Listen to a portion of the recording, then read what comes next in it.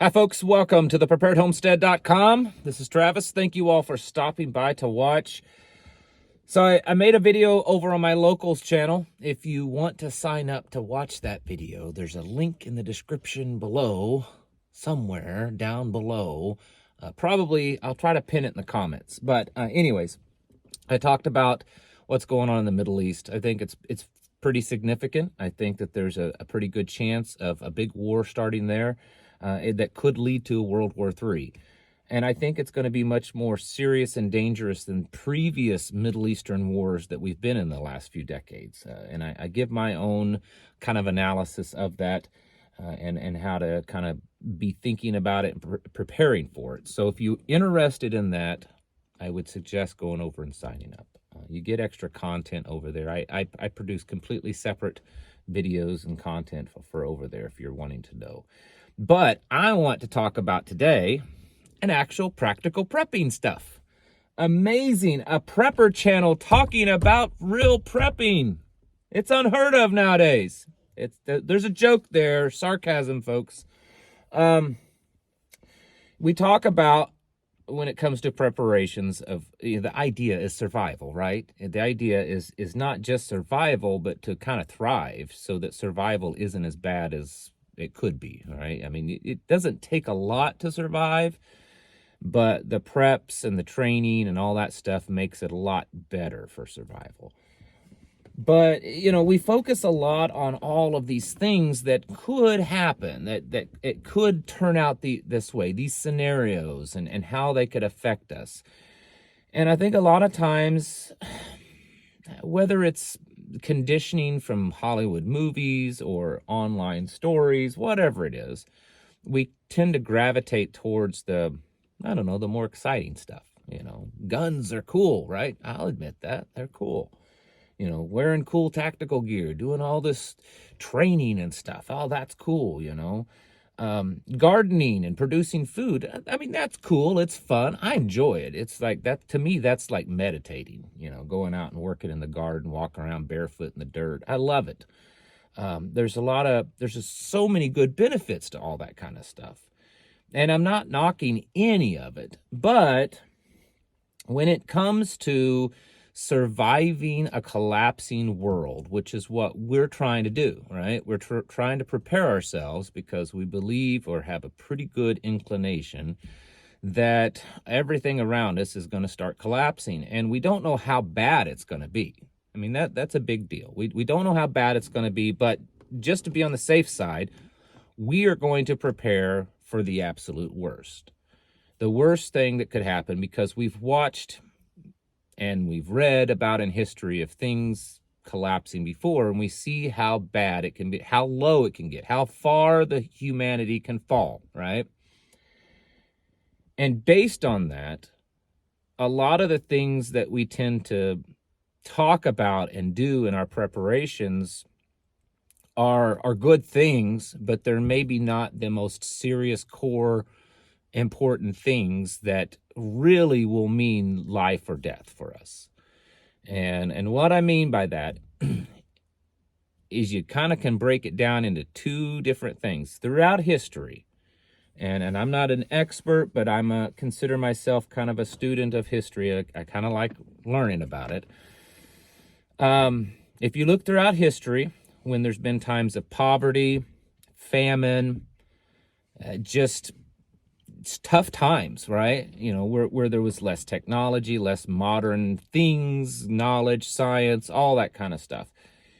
Typically, there were two things that were the highest reasons that someone would die or become ill or just have, you know, a lot of problems. Usually would end up in death. And it wasn't because someone starved to death. It wasn't because someone, you know, didn't have enough guns or weapons. I mean, those things happened. It wasn't because of a lot of that kind of stuff. It was usually one of two things that caused most of the deaths. And that is unclean water. You got something that's got sick from the water, or you got infected because of an injury. And it didn't even have to be a big injury. It could just be a cut on your hand, or you got cut on your leg. You're walking by and you brushed your leg on some sharp rock or stick, and you slashed your leg open. And then eventually you got an infection, and then a blood infection, and then you died. That really, those two things right there had a huge bulk of what people died from. It really was. If you go back into ancient times, and then if you go to more primitive societies today, or very, very third world societies, those still are two very, very important reasons, the causes of deaths amongst people in those situations. And I think oftentimes as preppers, we think about that kind of stuff. We want to convince ourselves that we're preparing for those things, but those aren't as exciting as all the other stuff going on. All the other stuff that we could be doing, well, yeah, I mean, an infection and dirty waters, that's cool, but man, it's not as cool as all this cool high-speed gear that I can put on, run around the woods and train with. Now, I'm not knocking that, because I do those things too. But if you don't have the training, the skills, the knowledge, and the equipment, the things that you need to use to make sure that you don't get infections from wounds and injuries, and you don't get sick from contaminated dirty water, then that's like as basic as making sure you have shelter over your head, right? It's very basic.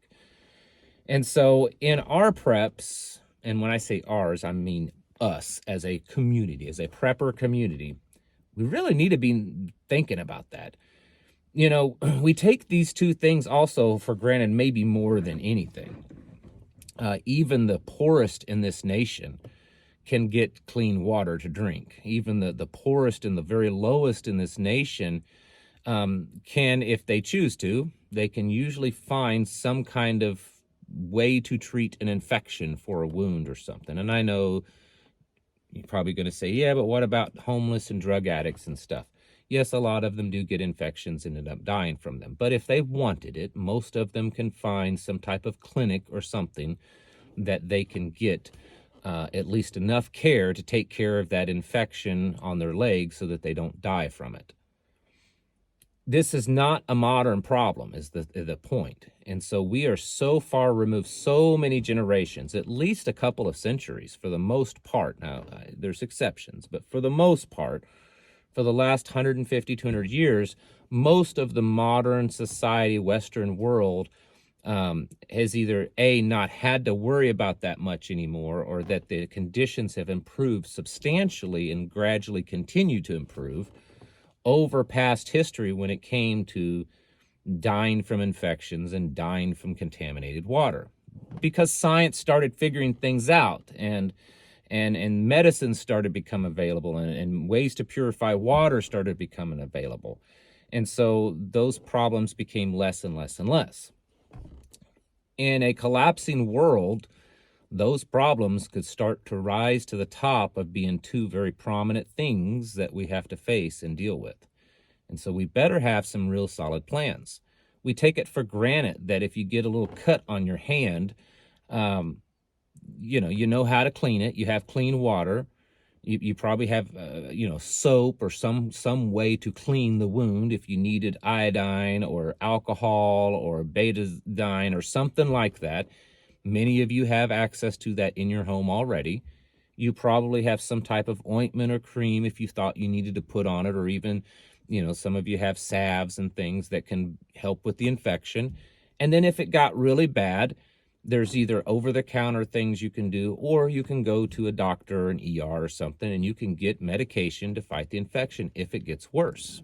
And 99.9% of the population has access easily available to that. And so much so that it's conditioned us that the average person wouldn't even know what to do. If you took away the clean water, if you took away all the medicines, if you took away the healthcare system, you took that all away, the average person doesn't know how to deal. They wouldn't know what to do. And so I believe that if we experience a true, complete collapse to the rock bottom, that you could very easily start seeing people once again dying because of infections, because even though we have had the scientific knowledge, the medical knowledge for, excuse me, got a tickle in my throat. Even though we've had the medical knowledge for, hold on a second, my blackberry sparkling water from Aldi's.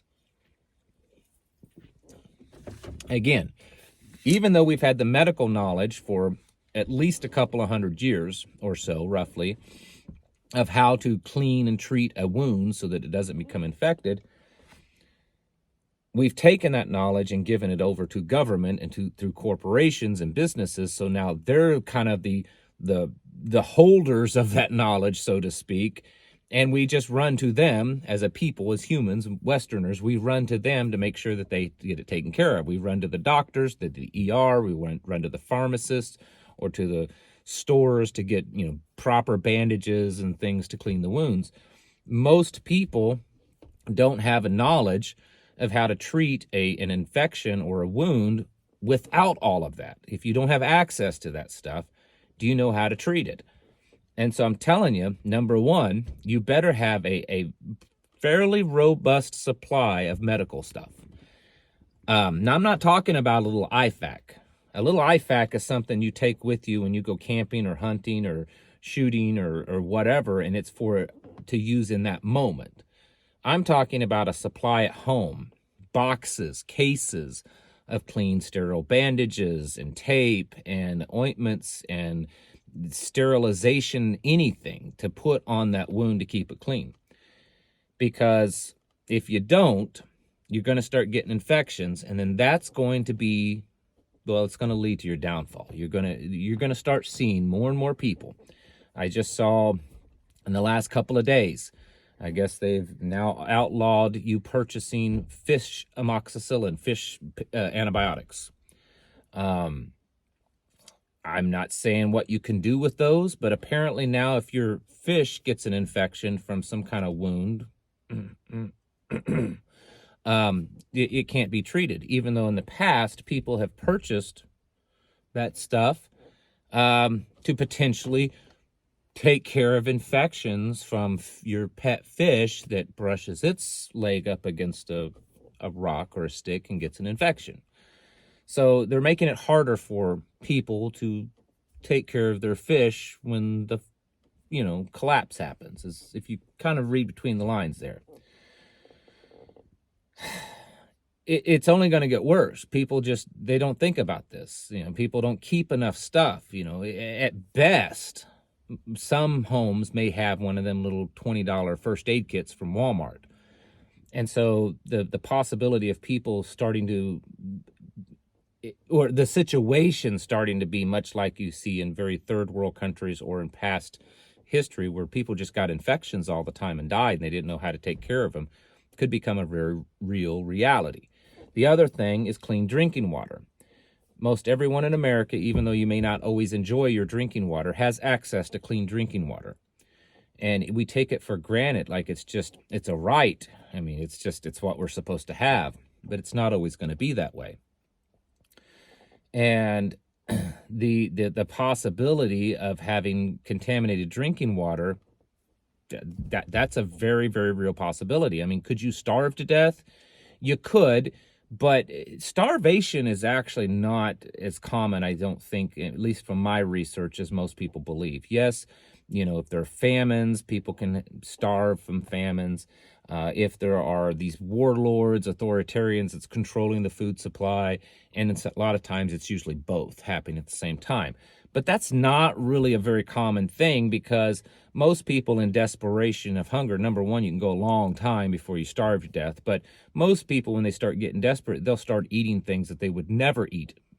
Bugs, worms, roadkill, rats, plants, things that you would never eat before. You're going to put it in your belly because you're starving to death. Boil the leather in your shoes, that kind of stuff. So starvation isn't as common. I mean, yes, you can be malnourished and it can weaken you and it can cause you to get ill, but I'm talking about starvation. But contaminated drinking water is different. That's still a real big problem. It's still a real big problem all over the world. And I assure you, here in America, it's going to become a problem again if there is a big collapse. There was just a few weeks ago that there was some Iranian-backed hackers, apparently believed to be, that hacked into a water treatment plant up in Pennsylvania. So something as simple as a hack could cause the water that comes through your pipes to be contaminated. So you better have a plan for that. You have a plan to get water, because if your only water is coming through some kind of municipal source, I assure you that's not good enough. So you want to have a plan to get water. Then you want to have a plan to store water, and you want to have a plan to purify water. And purifying water is going to be a little harder than you think. Now, I've advocated over the past years and still do a good water, purification, something like an Alexa Pure. If you're interested, there'll be a link in the description below, or Berkey water systems. Those type of systems work really well on cleaning water, with the exception of this, and this is true with any water filtration system. Those things are tested and they're designed to work with fairly decent water that just may need to have some particles filtered out or some parasites filtered out. But take, for instance, the water you see flowing in the creek behind me all the time. That water is really clear, clean water. It's not disgusting. It comes right out of a spring a couple of 100 yards away from where you see me standing typically. It's nothing dramatic. It's just the water starts coming out of the ground. So there's not a lot of runoff or anything. But you'd still want to run that through a filter. But the water's fairly clear, and so the filter can handle that. What if you went to a sewer treatment plant, okay? Or some place where there's strong chemical spill in the water, or just really stagnant ponds, that kind of stuff. And you run it through. I'm personally not confident enough that it would be fine just running it through. I would go through other steps. I would also boil it, and I would probably try to chemical treat it. And the reason why I'm telling you all this is that we could see water like that in the United States. If water treatment plants that treat sewage water and stuff get shut down due to cyber attacks or whatever, they could potentially start backing up and eventually overflowing into wherever and making their way into the water sources where you drink, in a collapse, in a grid down or something like that, contaminating lots and lots and lots of water with industrial chemicals and human waste and all that kind of stuff. Meaning that spring that you see behind my house, that creek, those waters, well, not those because there's nothing around, but waters in areas around cities and stuff, waterways, public open waterways, could become extremely contaminated. So if your plan is that little lake that your town has that's a few blocks from you, running down there and getting water out of it, what are you going to do when all the sewer system starts backing up into that, and all the industrial waste that comes from the hospital, it's all starting to back up and it's flowing into that little town lake now? What are you going to do with that water?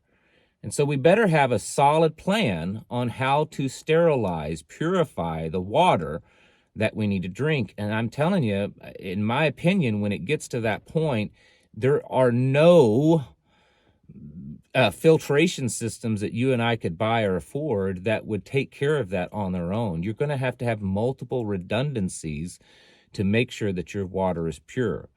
So while this is not an exciting subject, it is vastly an important one. And if we go through a true collapse, these two things that I'm speaking of that were once popular, and not popular, that were once common, but have been nearly unheard of in our country, will become very common again.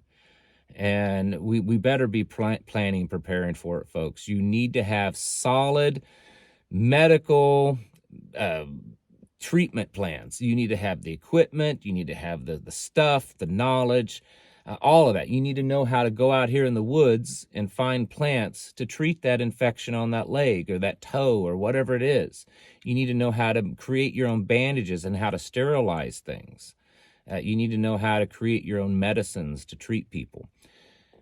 I'm not the expert and I'm not going to tell you how to do that, but you can learn how to do that kind of stuff. You also need to learn the best ways to take really nasty water, not current American surface water, but I'm talking like sewage water, and make something out of it that's drinkable, or find a way to collect that, whether it's some kind of solar still collection. There's other ways, but I'm telling you, if the only water source in your area is downstream from some city or something, yeah, it could become very, very contaminated before too long if it all starts to fall apart. So you need to have some solid plans, because those two things, medical infections of your body and cleaning and treating water, that's going to become a big deal someday, and you better have your house in order and ready for that.